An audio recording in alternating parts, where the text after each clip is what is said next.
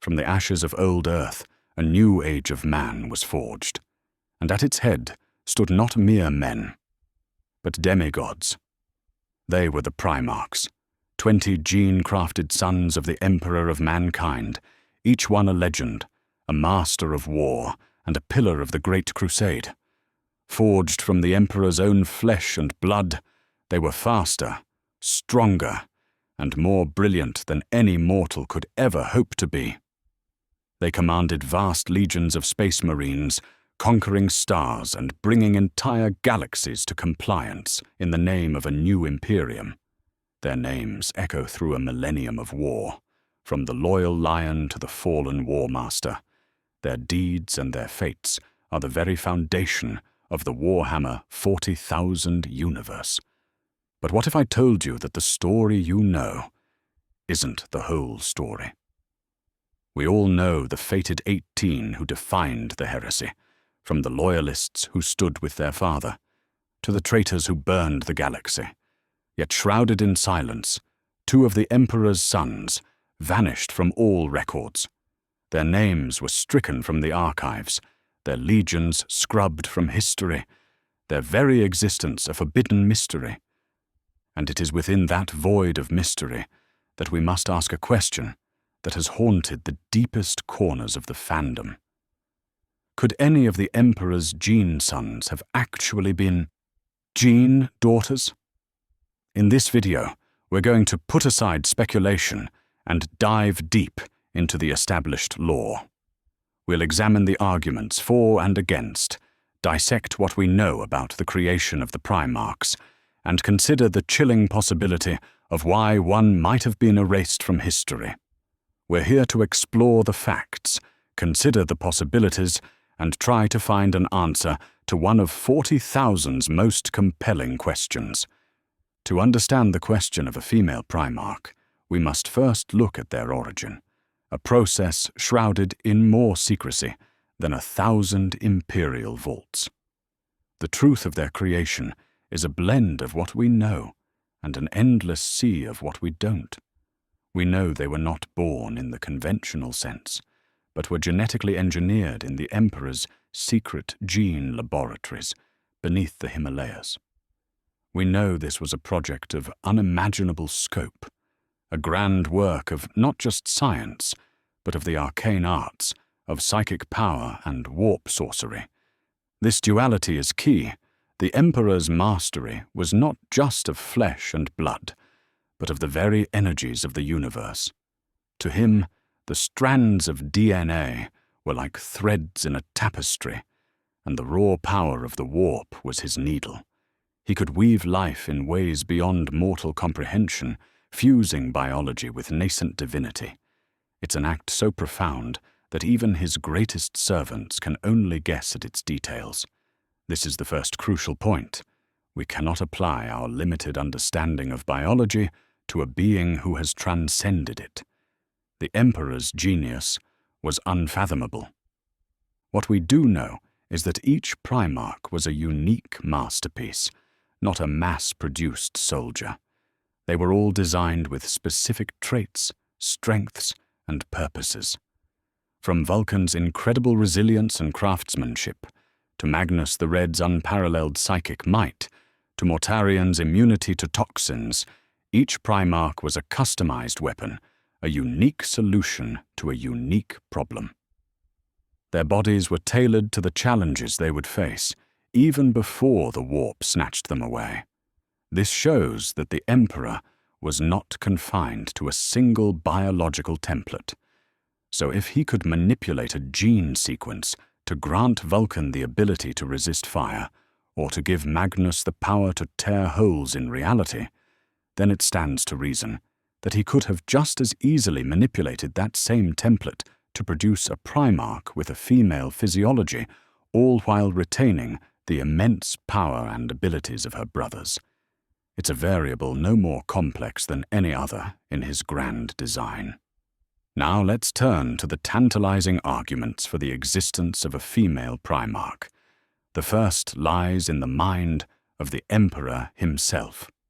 It's a fundamental misunderstanding of his genius to assume he was limited to a single template. In his infinite foresight, the Emperor may have deliberately designed a diverse set of leaders for his great crusade. Each Primarch was a unique solution to a unique problem. So why wouldn't he have seen the value in a different kind of leader, one who could bring a different perspective to command and strategy?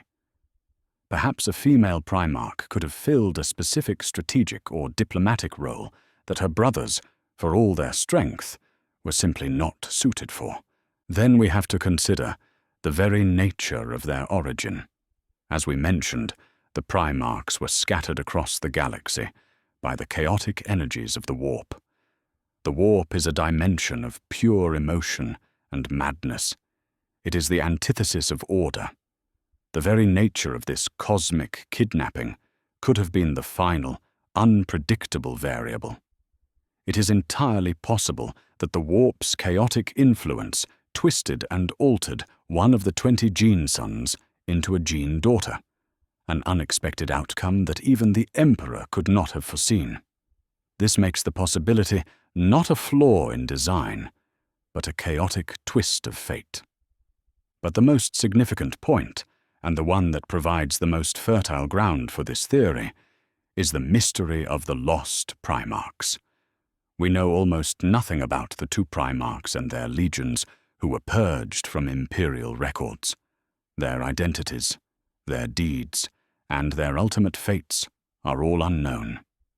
This complete and utter silence is the perfect canvas for a theory like this. What could possibly warrant such a complete and total erasure from history? Was it heresy? Or was it something else entirely? A chillingly plausible scenario is that one of the lost Primarchs was a female, and their very existence was something the Imperium deemed so problematic, so incompatible with its future, that they were entirely scrubbed from the historical record. Their gender, their nature, became the forbidden sin that led to their removal. Finally, while not canon, we can look to a precedent in other great science fiction sagas. From the powerful and androgynous beings of the Force in Star Wars to the varied and complex species and genders in Mass Effect, many universes have shown that leadership, power, and even physical forms can transcend traditional, binary concepts.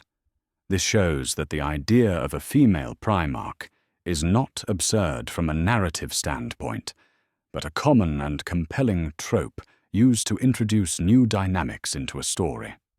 The arguments against: the weight of canon. Now let's turn to the powerful evidence against the possibility of a female Primarch. The most direct and compelling argument lies in the very language of the law. Every single piece of official law, from the Black Library novels to the codexes, consistently refers to the Primarchs as brothers. They are called the 20 gene sons of the Emperor, and they refer to each other as he. There is no ambiguity in their relationships. Consider this quote from the opening of the novel Horus Rising. "They were his brothers, all 20 of them. A fellowship of gods born to an inhuman father." This pervasive and unwavering language, repeated across countless sources and conversations, strongly suggests a male identity for all of them. To believe otherwise is to believe that this single, central fact has been an elaborate and hidden lie for decades. Beyond the language, there's a biological precedent within the universe itself. The Emperor's super soldiers, the Space Marines, are created exclusively from a male biological template. This isn't just a tradition, it is a fundamental requirement of the gene seed and the process of becoming an Astartes. While the Primarchs are on a different level, the fact that their sons are all male implies that the Emperor's grand plan for his legions was designed around a very specific masculine physiology. In the context of the Great Crusade, a female Primarch would have been an anomaly. The legions they led were entirely male, and the culture of the Imperium was, and remains, extremely patriarchal and rigid. A female Primarch, for all her power, might have presented unique societal or cultural challenges, while her inherent authority would likely have crushed any insubordination. Her leadership may have been viewed as a difficult or even unnatural anomaly within the Imperium's framework, potentially leading to the kind of internal conflict that would necessitate her erasure. The argument from silence is also incredibly powerful. For over 30 years and across thousands of pages of lore, there has been no direct, implied, or even subtle hint from an official source that a female Primarch ever existed. It's an empty space in the lore, one that has been left entirely for fan speculation. When you consider the sheer volume of material, this silence becomes a deafening declaration against the theory. Finally, we must consider the real-world creators of the lore, Games Workshop. Historically, the entire aesthetic and design philosophy of the Space Marines and their Primarchs has been centered on a very specific type of fantasy, a hyper-masculine, grim-dark brotherhood of demigods.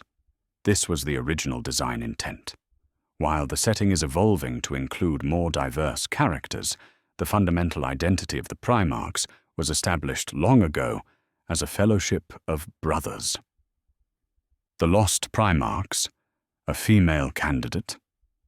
This is where we leave the realm of established canon and delve into the fascinating world of pure speculation.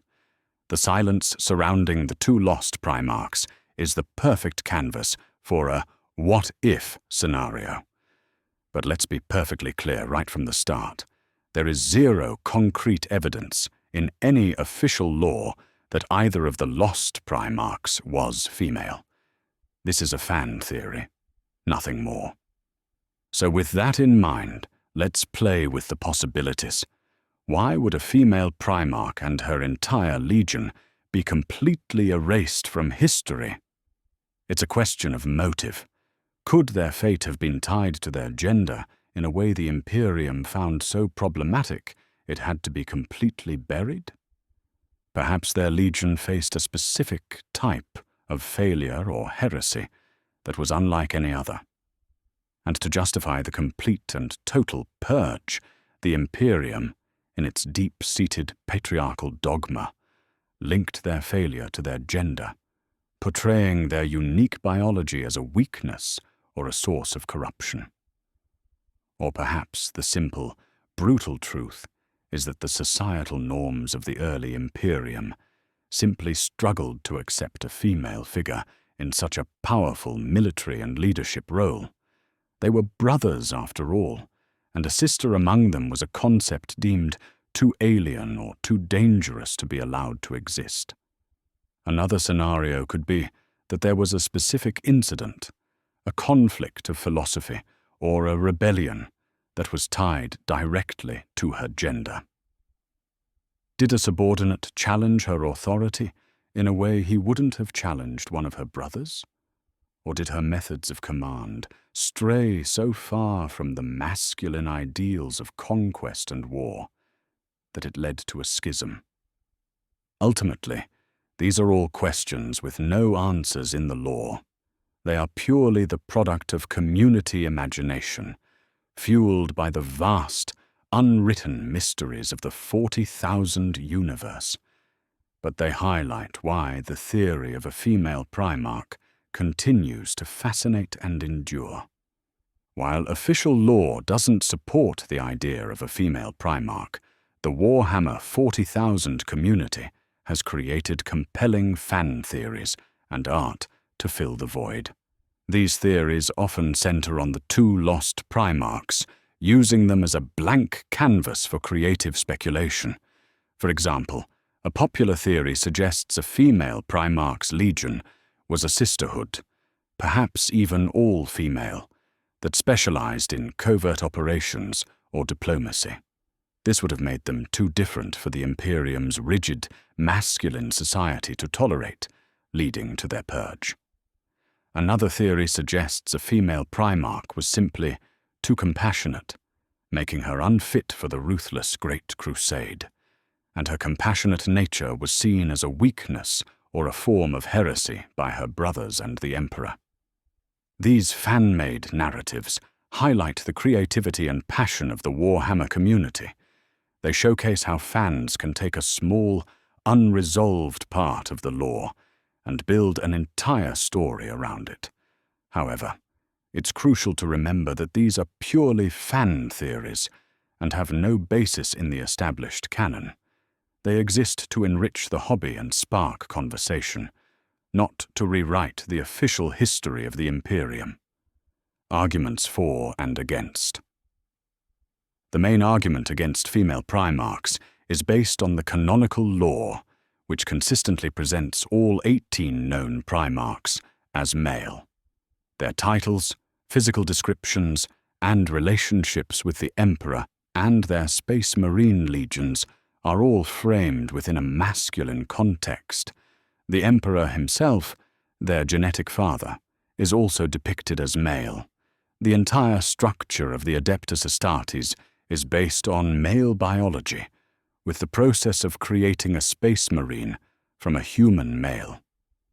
The primary argument for the possibility of female Primarchs hinges on the mystery surrounding the two lost Primarchs and their corresponding legions.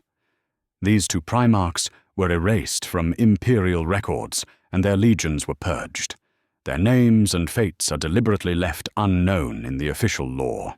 This veil of secrecy leaves a small opening for fan speculation that one or both of these lost figures could have been female, offering a way for fans to introduce a new dynamic without directly contradicting the known lore of the other 18. Based on all currently published and official lore from Games Workshop, all 18 Primarchs, from the Lion L. Johnson to Alfarius Omegon, are presented and referred to as male.